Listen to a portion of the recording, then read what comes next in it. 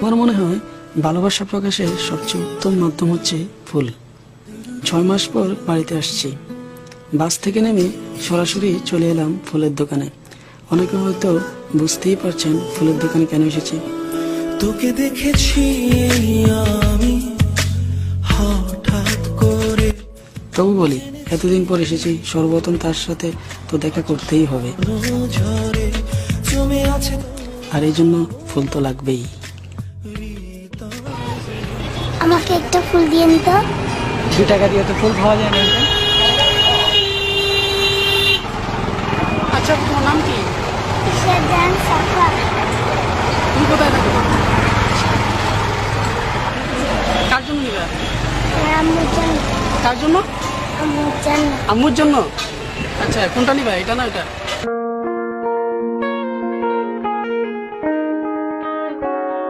পিচিটা সত্যিই তো অনেক কিউট।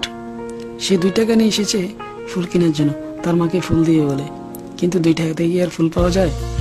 তাই আমি নিচ থেকে তাকে একটি ফুল কিনে দিলাম। আমি যেখানে যাচ্ছিলাম সে নাকি আবার সেই পথেই যাচ্ছে, তাই ভাবলাম পিচিটাকে একটু এগিয়ে দিই।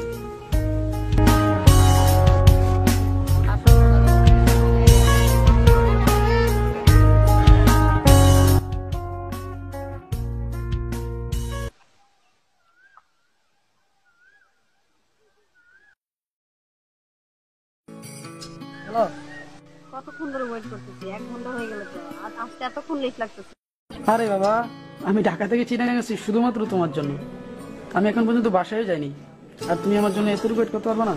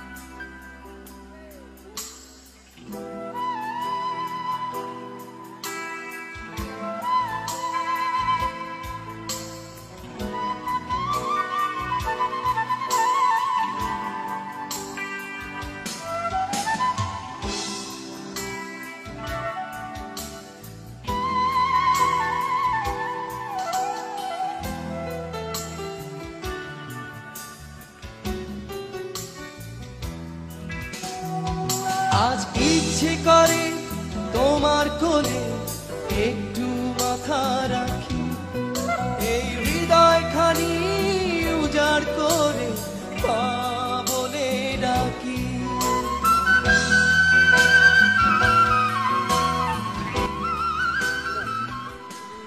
এখন আসতে পারবো না, সরি। হ্যাঁ, কোনো সমস্যা নাই, ভালো লাগতেছে না। তুমি বাসা গেলো প্লিজ।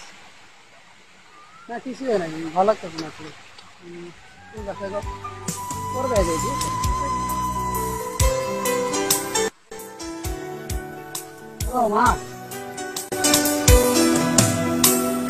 আজ আমি বুঝতে পারলাম যে আমি কতটা লাকি। এরপর থেকে প্রতিবার যখন বাসায় আসবো, অবভিয়াসলি আমি প্রথমেই আমার মায়ের মুখটিই দেখতে চাই। আকাশে তারায় তারায় যায় যোজনা, ঝিরি ঝিরি কাপন তোলা উদাসী হায়